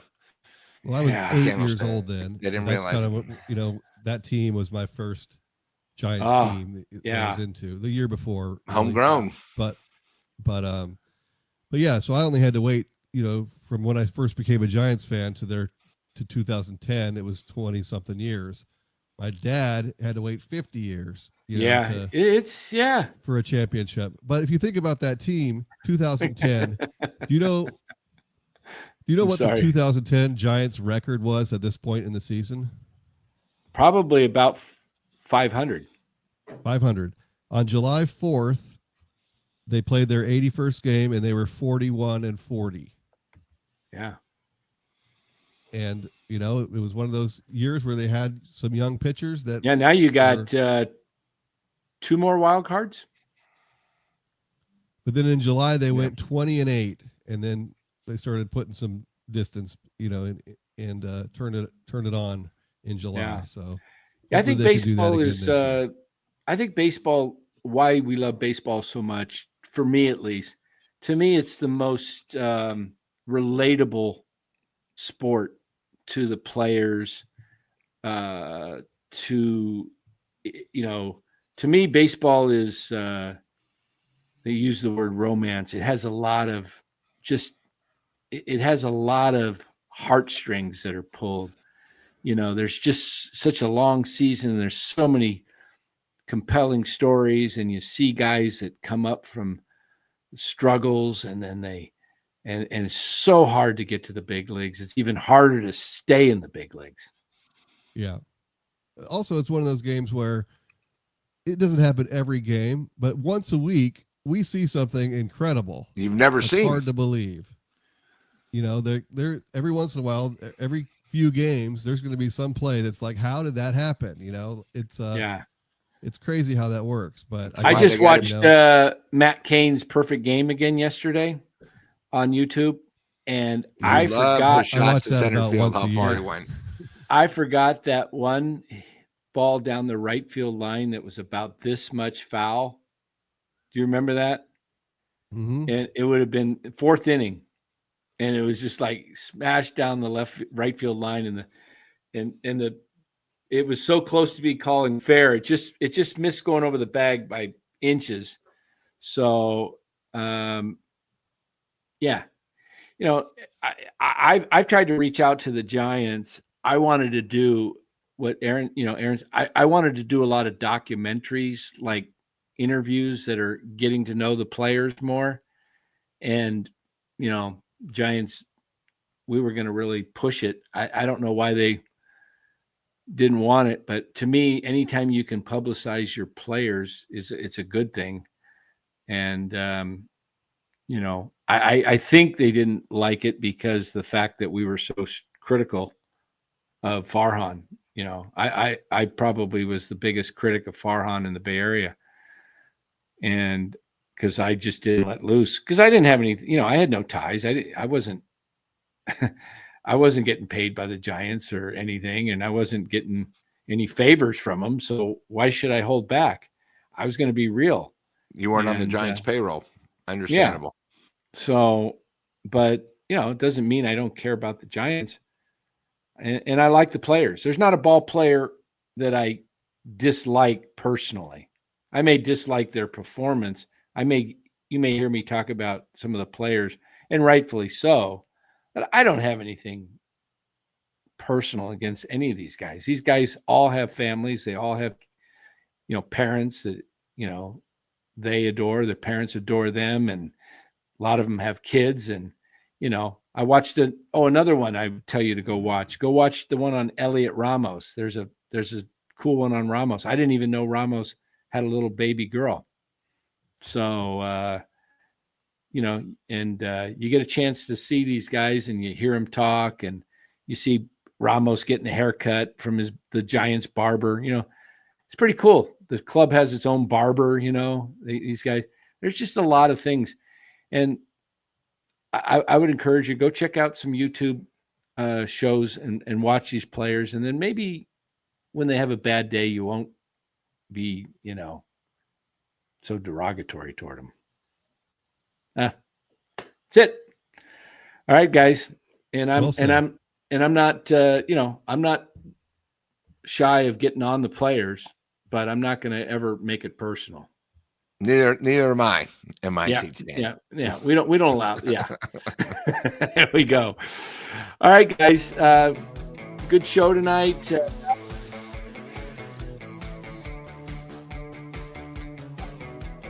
Be back with you after the Giants White Sox game, roughly 7:30 to 8 o'clock. Just turn on your notifications bell. We usually like to go live immediately after the ball game, but I don't know early enough if that's too early, if we got a crowd coming or not. So hard to tell. But you guys make sure you do hit that like button on the way out. We do appreciate that. We really do. It does help our channel grow. And, I found some Casey Schmidt jerseys that are actually out there and available. So we may switch those Ramos jersey to a Casey Schmidt jersey. Easier to get signed by Casey for sure, because I can just send them directly to Casey. I was going to have to send them to Casey to get Ramos to sign them. But if I can get some Schmidt jerseys, maybe we'll change that giveaway to a Casey Schmidt now that he's playing and people actually seem, Casey's a great guy too. I don't know how anybody can not like Casey Schmidt. He's just one of the better down-to-earth guys you're ever going to meet. So we definitely appreciate him here at NorCal Sports Network. And we'll get him on again. He'll come on, he said. But I'm going to wait till later in the season when it's a good time for him. So everybody, we'll see you tomorrow night. Have a great night. Again, thanks to everybody. Take care.